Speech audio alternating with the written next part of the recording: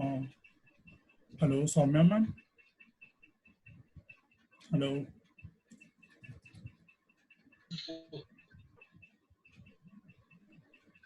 Webinar attend कुछ कुछ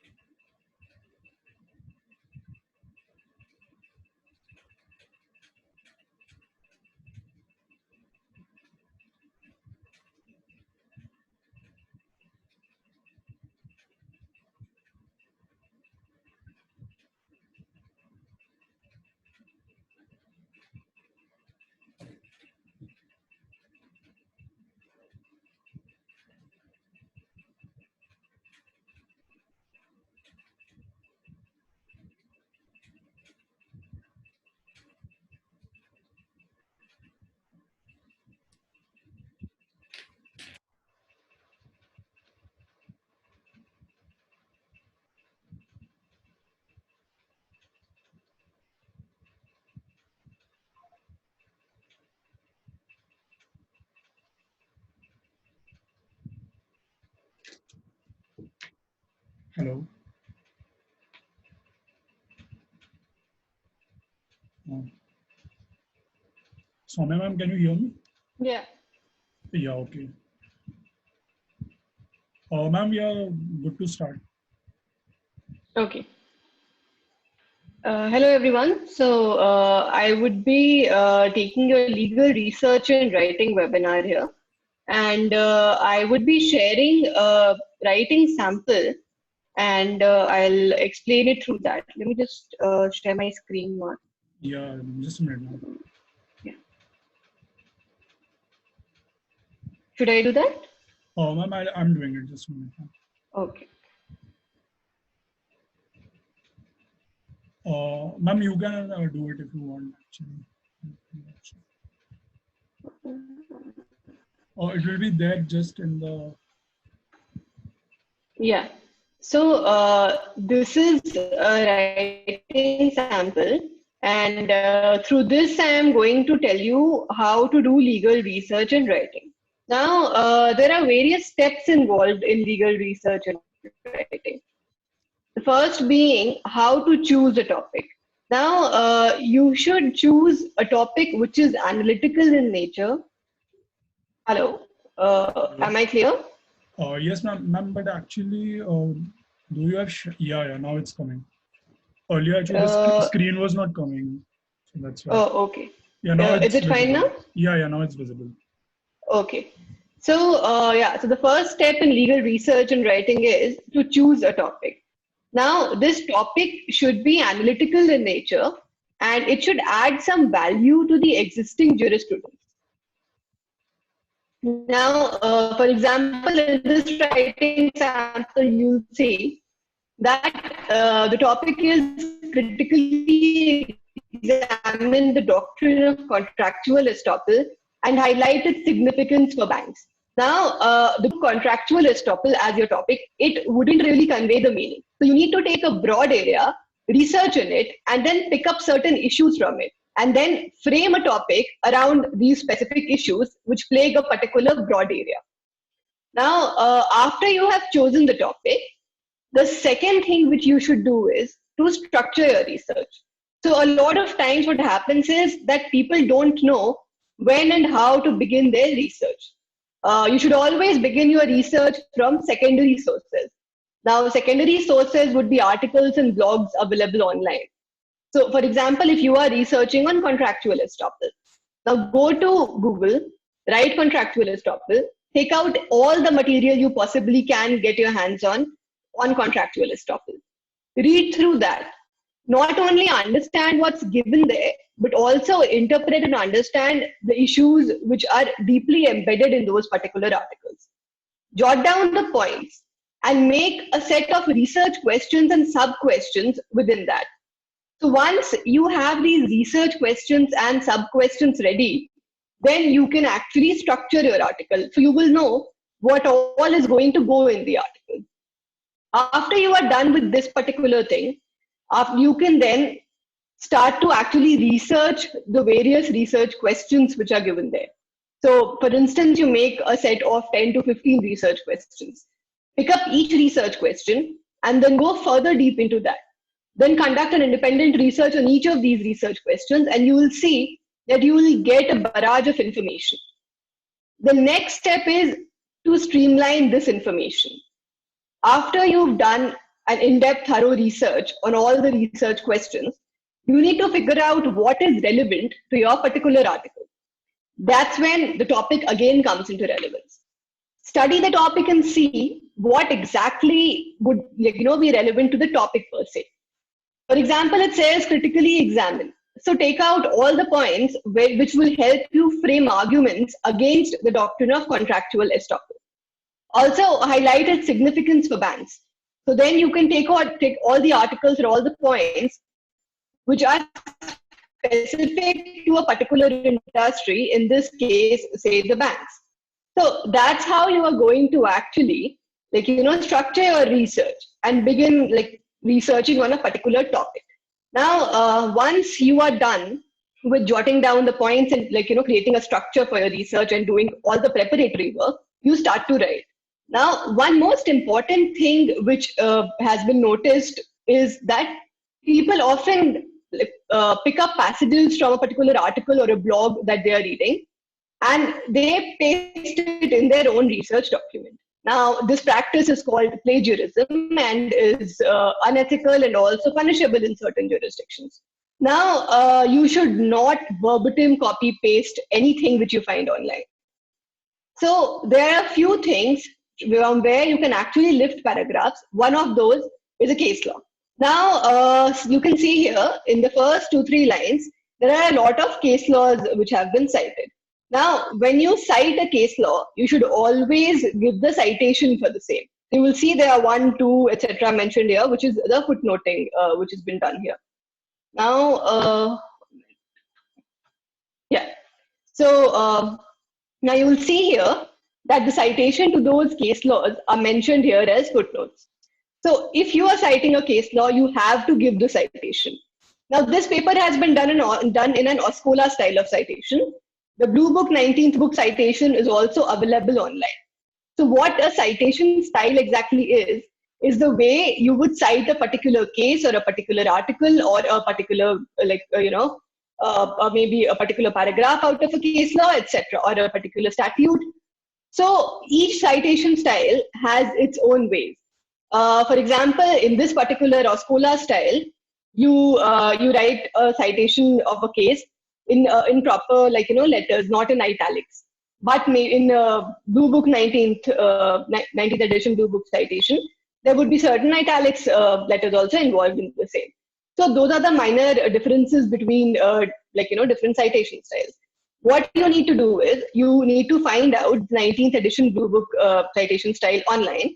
And when you are putting in citations for your own case laws or legislations, etc., you need to see how that particular citation style cites those particular things and follow the same when you are doing it.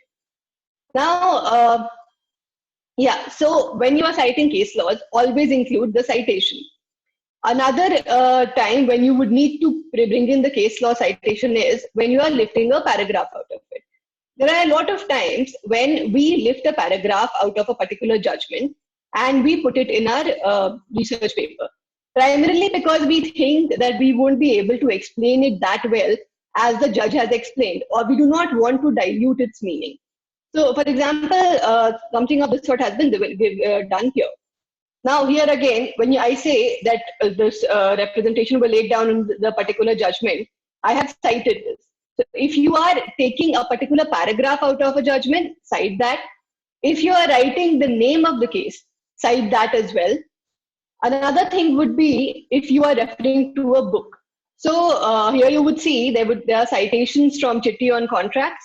So whenever you are citing a book, you need to write the edition, you need to write the volume, you need to write the page number from which you have taken the particular instance or the example, etc. And also the publisher name, the year in which it came out, etc. Now, all this information you are going to get in the book itself. Generally, the first 2-3 pages would contain such an information. Another important thing is that when you are citing something, it is not necessary that you have verbatim lifted the sentences from there. For example, if there's an article and some scholar is arguing in favor of a particular legislation. Now, if you take his argument and you put it in your paper, you need to cite him as well. The language may be different, but if you take the idea from someone, you need to attribute it to them. So if you're doing something of that sort, then also you would need to attribute the same. Now, another thing which I wanted to show here was that how the article has been structured.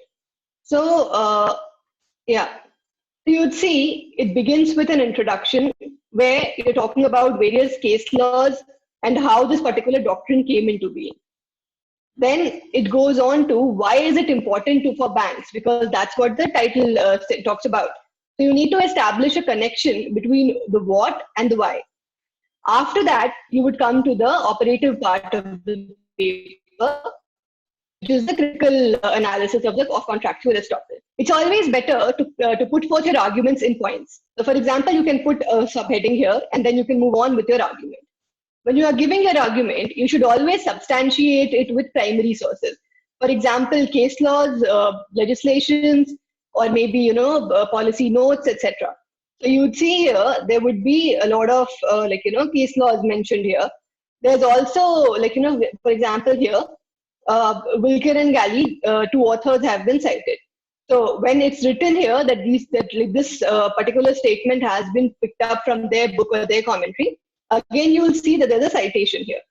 So if you take an idea from someone, you attribute it. If you take a particular holding from a case, you attribute it to them. If you mention a case, you attribute the same. If you are reading an article or a blog and you pick up something from there, you attribute the same. So make sure that when you are writing a research paper, you cite it thoroughly and do not leave any scope for a future allegation of plagiarism. Because as I said, even if the language is not the same, but the idea is same, then too you may face an allegation of plagiarism. So you need to be very careful of that. The best way to go about this is you read through the thing, you mention whatever points you want, you present it in your own language, and then you cite the original source. You can also frame your own arguments while you are reading these particular blogs and articles. And if it's your own independent argument, then you do not need to cite the same. Another important thing about citation is IBID and supra. So for example, you are citing, for example, a particular case, and you have taken maybe 3 or 4 things from that particular case. So you don't have to cite it all the time. So for example, if you cited it once, here. So for example, I cited this amalgamated investment and property case.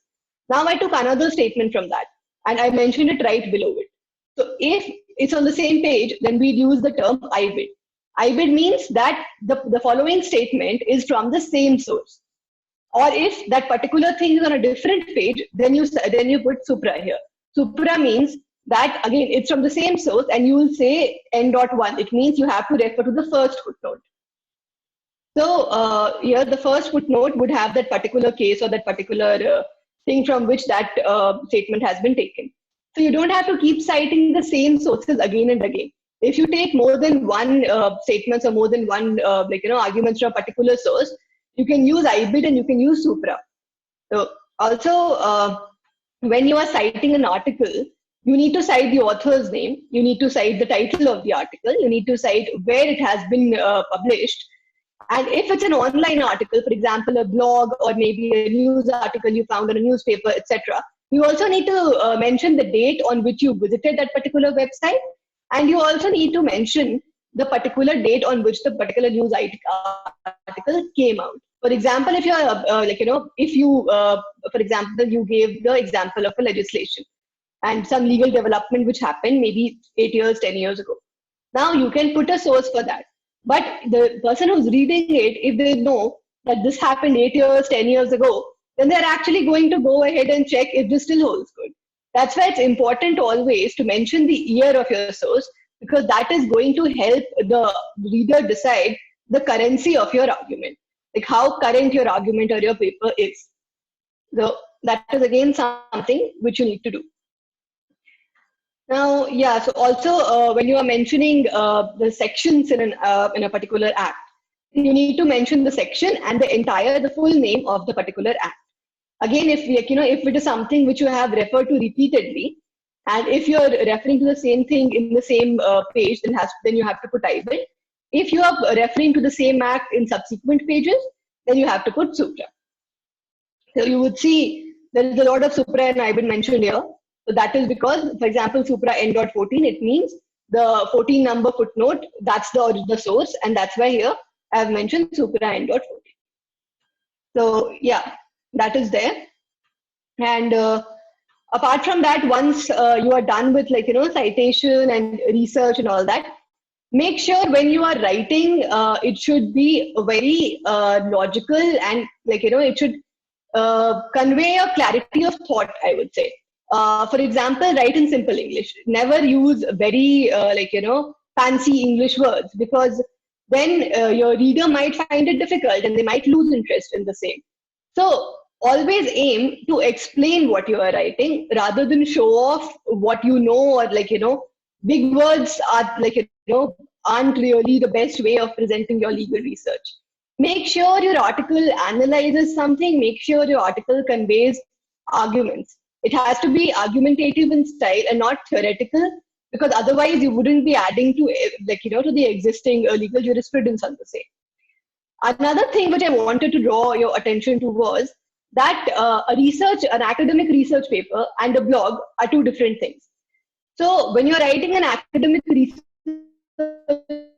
paper, which is maybe for publication in a journal or a book, etc., then you need to put in citations profusely. So try to cite every tiny bit that you have picked up from elsewhere, because the more the number of citations, more the well researched your paper looks, as opposed to a blog. So when you write a blog, in a sense, is the expression of one's opinion on a particular legal development. So, and you are generally expected to have your own individual opinion. So when, for example, if you're writing about consumer laws, so when writing about consumer laws, you write about the latest Consumer Protection Act 2019. After that, you move on to a critical analysis of the same. So when you are writing about the sections of the Consumer Protection Act, you cite those. When you move on to the critical analysis, try to give in as many as individual arguments. So a blog would have the minimum number of citations, because a blog is around 1,000 to 1,500 words long. So you cannot fill the entire blog with citations. You should restrict the citations in a blog to case laws, to the relevant sections that you may be putting in. And if you are verbatim lifting something, then cite it. If you are just presenting an idea, then I would suggest you try to make it sound as if it's your own argument and add something extra to it, instead of totally picking up someone else's argument and presenting it there. Because in a blog, the number of citations should be less as compared to more. There's a 1,500 blog of if you have 50 citations in a 1,500 word blog, it doesn't look really good, because then it looks as if it's not your opinion, but you are presenting someone else's opinion. Therefore, the citation needs to differ from the kind of piece you are writing. So yeah, that is something I wanted to say. I'll take questions now. So if you have any doubts, feel free to ask. I would request the participants to kindly type their questions in the chat box so that we can put the same to ma'am. Okay. Ma'am, so firstly, if someone is writing suppose a bill which has been amended, and someone is writing an article or a blog on the same. So how, like, what will be your suggestion to them, that how should they start with the blog and what all Hello. points? Hello. Hello. Yeah, I Yeah. can't hear you. Hello. Yeah. Am I audible? Yeah, you're audible now. Yeah. I'm asking that. Okay. There's a question from Yashasvi Shah. She says that how do we cite the sections, and do we need to cite the sections? Yeah, so if you are taking something from a particular legislation, then you do need to cite the sections. So you'd mostly write, for example, you took maybe section 14 of a particular act. So write section 14, comma, and then mention the entire name of that particular act along with the year in which it was passed. Okay. Ma'am, so the next question is, it's from Vedic. He says that, could you please explain the supra and ibid again? I think Yeah. So, okay, I'll give an example. So, for example, in a particular page, you took a ratio from this case called A versus B. And in the same page, you want to cite another thing which was held in A versus B. So, if you are citing in the same page, then your citation would take the form of IBID. So, IBID is basically, it's from the same source and in the same page. If after 4 pages of your research, you again want to refer to A versus B, you will not use IBID, you will use supra. Then you write supra, and then you do a n dot, the number of the footnote. For example, you cited A versus B as footnote number 4. So you write supra n dot 4. That way the reader would know that he has to go back to footnote number 4, as this belongs to the same source. Does that make it clear? Oh, I think, ma'am, it's pretty clear enough. We can go on with the next questions. Ma'am, the next question is that, according to the Blue Book edition, do we write supra number, the citation number, or the page number? 1 minute. Where is it? Do we write supra? Yeah, the question is from Vrushti. Yeah. She says that, in supra, do we write the citation number or the page number? Oh, no, the citation number. So that would be the footnote number, basically. Okay. Ma'am, there's a question from Kavya. It says, how do we cite the conventions? Yeah, so you would again write the entire name of the convention and the year in which it was passed. If you get this convention from an online source, for example, the UN convention, and you get it from the UN website, then you put the website name as well, and then you put in the date on which you went to this particular website and got the convention. Ma'am, then the next question is, it's from Pooja Sharma. She says, when we do plagiarism tests, sometimes there are websites that come up in the result, but what if we haven't referred to such websites? So what happens in a lot of plagiarism tests is that they even pick up the generic phrases. For example, if you are saying it was held in so and so case, now the word it was held in can be used in a lot of articles. Therefore, these websites will show up from, like, if they have used that particular phrase that it was held in. So you need to figure out, only go to the websites which you have referred to double check if you have verbatim lifted something from there, or what is the source which they are showing. The ones you have not referred to, which you know that you haven't referred to, it won't matter. It would only be these kind of generic phrases which they are showing. Okay. Ma'am, then there is a question. It says, how do we cite a definition given by an organization on internet and no physical form of the same is available?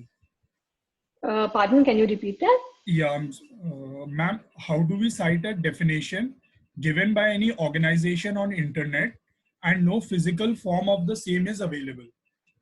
Okay, so the first thing is, when you go to a secondary source, what you should do is you should always go back and check the primary source. So, for example, if an article on money control says that will is defined as something, now you need to go back to the maybe Indian Succession Act or wherever the will is defined and check if that definition is correct or not. If that is, then always cite the primary source for definitions. If you cannot verify the information given in that particular article, then I would suggest you do not put that in your article, or maybe give a citation of this particular article. But then again, that's not a very substantial way of citing. So, yeah. Okay. Ma'am, there is a question from Vedic. He's saying that on citation number 42 of the document which you have shared, what does IBID page 139 mean there? I think that's an oversight there. It should only be IBID. There's Okay. some issue here. Okay, perfect. Then, ma'am, yeah, the next question is from Aditya. He says that introduction of any bill and act is explained by the minister concerned. Can we use those things in our article? And if yes, then how to cite them? Yes, you can use those particular things. Now, for example, if the statement of objects and reasons of a particular law, it's available on the ministry or the government's website, you can use that to explain the intent of the legislation. And then maybe you can actually cite statement of objects and reasons of this particular act, and then again copy the URL of that particular government site from where you got this statement of objects and reasons, and then mention the date when you visited this website and accessed this particular resource. Ma'am, there's a question from Vrushti. It says there are some facts which even after paraphrasing shows that they are plagiarized. Then what can we do to resolve the same? Yeah, so that's what I'm saying. So basically when you get your Grammarly or your Q-text reports, you would see that they actually tell you what bits are plagiarized. What you need to see is, for example, in Q-text, what they do is if a particular sentence is substantially similar to some other sentence in some other article, they'll show it as plagiarized. So you need to see whether there is a substantial similarity or not. For example, you wrote it was held in A versus B that the particular thing is plagiarized. And another article says that A versus B held that a particular thing is plagiarized. Now they may show that these two are substantially similar and hence it's a plagiarized material. So in those things, if you see some words or some phrases being repeated, then you can change them. So instead of saying it was held, you can say the court decided. So things like that, you need to basically see what are the phrases which are occurring and which are actually being captured as plagiarized, and then you need to change those into your own words in order to prevent such kind of show of plagiarism. Though I would suggest a lot of times you can also ignore extreme plagiarism checks, like generic phrases. They can be totally ignored because when you are publishing your articles and all, something as small as a particular phrase which is used everywhere or uniformly would not really matter. What you should focus on is that you should not copy paste the entire statement or argument verbatim. Okay, so ma'am, the main take is that we need to just look at the part, the phrase which is occurring again and again, right? So if we paraphrase the same, it can be resolved to an extent. Yeah, only if it's generic. For example, what happens a lot of times online is that the same article would come in 5 different sources. So they'll start showing that as plagiarized. So don't pick up an entire paragraph and paste it in your article.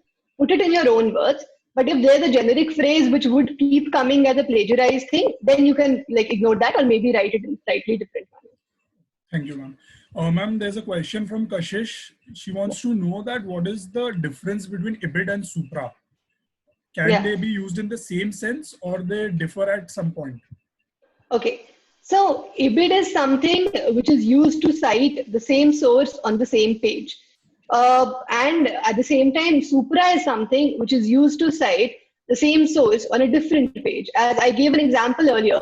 So if, for example, A versus B is a case you've cited as footnote number 1 on the first page. Now your second footnote also pertains to this particular case. Then it would be a IBID. If maybe after 5 or 6 pages of your research, you again want to refer back to A versus B, then you will write Supra and you'll write N.1, the place where the case has been cited originally. Okay. Ma'am, Kashish has actually amended the question. She's saying that it's not IBID, it's ID. She wants to know the difference between ID and Supra. I think ID is for IBID only. Yeah, ID is for IBID only. Yeah, IBID and ID are the same thing. They are the same things, yes. Yeah. Okay, so there's a question from Kratika. She says that how are we supposed to do the citations in a case comment? So in a case comment, you would firstly, cite the case which you are actually writing about. After that, the facts and all would be the same thing. So you should not go, I don't think you should go on doing an IBID or Supra for the entire case. But you should also refer to other cases in a case comment, or maybe the cases which have been cited in that particular case. So those are the citations which you should be using. If you refer to some commentary to add on to the explanation or for your critique, then those are the things that you need to cite. You shouldn't be citing the same case over and over again, but the other things which you would be referring to for that particular case comment. Ma'am, there's a question from Sakshi. She says that when we are writing an article and we are citing case laws in the same, the facts remains to be the same, and when we put such facts in our case in our article, it leads to plagiarism. So how, and even after rephrasing the same, the plagiarism is not resolved. So how do we deal with the same? Okay. So firstly, when you're reading the facts of a case, I would suggest simplify it and break down into your own language and then present the same. Do not verbatim copy paste the facts. And and if you think it is something where you have to you cannot rephrase it and you have to pick it up, cite it, put the citation of the case there. And if you put the citation there, then it will not be called as plagiarized. So if you are taking something verbatim, always put the citation there. Ma'am, I received a question personally. The question says that whenever we are writing an article, so is it like that we should cite the cases as it is, or should we cite the interpretation of the case? Interpretation of the case as in, like, if we are writing a case on basic structure of the constitution, and if we are referring the case of Keshwananda Bharti versus State of Kerala or Minerva Mills versus Union of India, so ma'am, would you suggest that the researcher should write the facts of Keshwanand Bharti as well as Minerva Mills again, just to draw the attention of the readers to the fact that in his or her article they're talking about the basic structure of the constitution? Or would it be like that they should just take out the relevant part of that case law which talks about the basic structure of the constitution and cite the same and interpret it in their own way? Or what would be your suggestion on that? Yeah. So, for example, I'll take your example only, the basic structure. So now if you're writing that, you can write, as we have seen that it has been held in the landmark judgment of Keshavananda Bharti, wherein maybe in 1 or 2 lines you can mention the fact or the issue, for example, wherein a particular thing was challenged or something of that sort, and then move on to give the holding of that case. So only 1 or 2 lines wherein the reader would understand what that particular case was about. So that will, for example, you can say that the preamble was challenged, was it a basic structure or not, and this issue was being discussed, and then the Supreme Court gave its judgment. So only those 3-4 lines which would be relevant, and not the entire thing again and again. And when you mention Keshavananda Bharti, put a footnote there and mention the citation of that case. Don't give your own interpretation. Give what the case is only saying, but in a very nutshell crux manner. So maybe a line of the issue and a line of the issue. Okay, thank you, ma'am. Another question is, ma'am, that when the students are searching for content for the case comments, I mean, when they're asked to write a case comment, so what would be your suggestion that the way they should research, or I mean the areas which they should discover while researching? I mean, areas as in that what all content they should go through, rather than just relying on the random articles available on various websites or on various blogs available there on the internet. The first thing is read the case. Read the original case line by line, word by word. Then only you will understand what the case is all about. Then figure out what was held in it and what was the rationale behind that holding. Go and research on that rationale and see if there are any other cases wherein something different has been held. If yes, then what was the rationale there? Research on both the things and come to a conclusion whether the holding was right or wrong. If you think the holding was wrong, then jot down your arguments and then again go back and research on the same and come up with arguments which you can actually cite in favor of your critique of the particular case comment. So you should look at firstly the original case law, any other case law wherein this particular case may not have been subscribed to, and if there's a dissenting judgment in a particular case, then definitely that. Check the concepts which have been discussed in the case, go and read about them and see what is your own thinking. Do you think the court was right or wrong? If you were the judge, would have given the same kind of a judgment? Understand the concept behind the same read articles on the same, go to the particular legislation which has been discussed. So yeah, you need to basically break the entire case down into smaller components and analyze each component to understand how can you critique a particular case. Okay, ma'am, suppose there is a article, someone is asked to write an article on J&K Reorganization Act.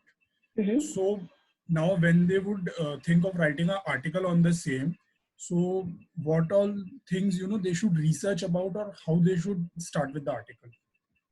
So I think if you're writing about that, you should start with how Article 370 came into being, and move on to why there was a need for its removal, or why there was no need for its removal and it should have been allowed to continue. What are the arguments which can be put forth for support and against? What would the reorganization aim to do? Do you think it would be able to achieve the intent which it says it's going to achieve? What are the various human right violations, etc., which may occur? How was it beneficial for the denizens? How was it not beneficial? So things like this, you need to basically trace the entire history of Article 370, why it happened, and read up on different articles which would have again given arguments in favor and against the Reorganization Act. Read through the entire thing, read through the concept, and also do not just pick up the arguments which you are reading in various articles. Read the entire law on your own and make your own independent judgment and opinion and see if it is in consonance with the various arguments given. Okay. Any more questions? Okay. So I think with this session, most of our doubts are cleared now. And the way I think ma'am explained the citation methodology and the way we have to research, I think there's no other better way than this anyone else could have explained. So I would like to thank Soumya ma'am for taking this time and just guiding all of us how to research properly and how to write the articles in a better manner. Thank you, Soumya ma'am. Thank you. Thank you, ma'am. I would request the participants to stay back for a while because we have certain instructions to give it to all of you regarding your upcoming tasks. So please stay back. Thank you, Soumya ma'am. Thank you.